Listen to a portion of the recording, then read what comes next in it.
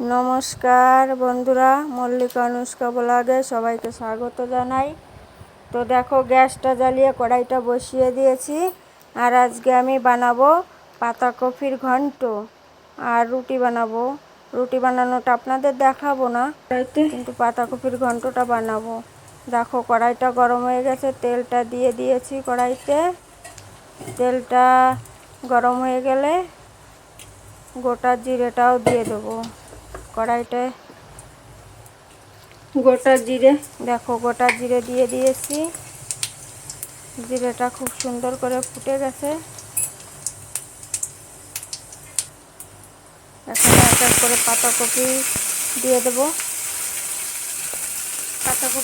যেহেতু পাতাকপির ঘন্ট হবে, পাতাকপিটা খুব সুন্দর করে ভেজে নিতে হবে। পাতাকপি দেওয়া হয়ে গেছে সবটাই। লবণ হলুদটাও দিয়ে দেবো।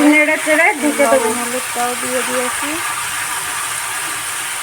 পাতাকপির ঘন্ট আর রুটি নেড়ে চেড়ে ঢেকে দিতে হবে। ঢেকে নেড়ে চেড়ে নিতে হবে। রুটিটাতেও খুব জ্বালা আসছে, যাতে এক কড়াই ভর্তি পুরো। একটু নেড়ে নিই, তারপরে ফিরে আসছি। এই যে নেড়ে দেখো কতটা হয়েছে। দেখো কতটা হয়েছে। এক কড়াই বসিয়েছিলাম আর এতটুকু হয়েছে। একদম কম হয়ে গেছে, এক কড়াই ভর্তি হয়ে গেছিল।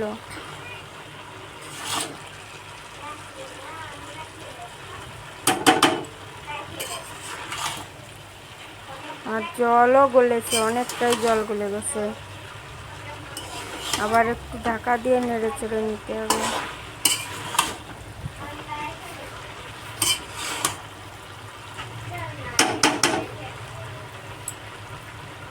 জলটা খুব সুন্দর করে নেড়ে চেড়ে শুকিয়ে নিতে হবে।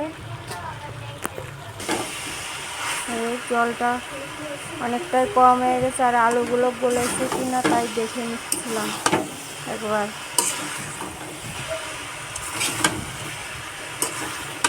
ভাজাও হয়ে গেছে প্রায়। এই যে ভাজাটা প্রায় হয়ে গেছে, আর একটু হবে।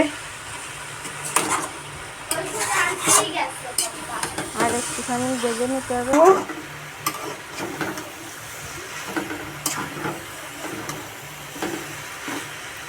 ভাজতে ভাজতে জাল দিতে দিতে ভাজতে ভাজতে জলটা অনেকটা গরম মশলা পাউডার দিয়ে নিচ্ছি একটু।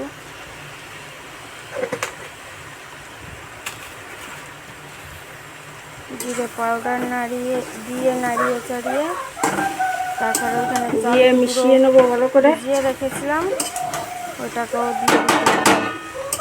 চালের গুঁড়োটা ভিজিয়ে রেখেছি, আর জিরের গুঁড়োটা দিয়ে ভালো করে মিশিয়ে নিচ্ছি খুব সুন্দর করে।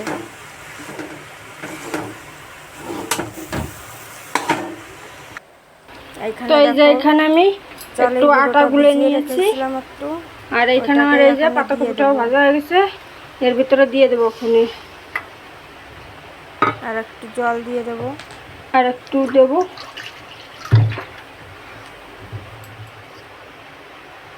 আর খুন্তির গায়ে লেগে গেছে, দেখো। ওই চালের গুঁড়োটা ভিজানোর পরে ধুয়ে রেখেছিলাম, মানে হাতটা ধুয়ে নিই, ওইভাবে খুন্তি ধরে বসেছি। ভালো লাগলে একটু লাইক করে দেবেন। এই যে মিশানো হয়ে গেছে, আর হয়ে গেছে মিশিয়ে, রান্নাটা হয়ে গেছে আমার। তো আপনাদের কেমন লেগেছে অবশ্যই কমেন্ট করে জানাবেন, আর ভালো লাগলে একটা লাইক করে দেবেন।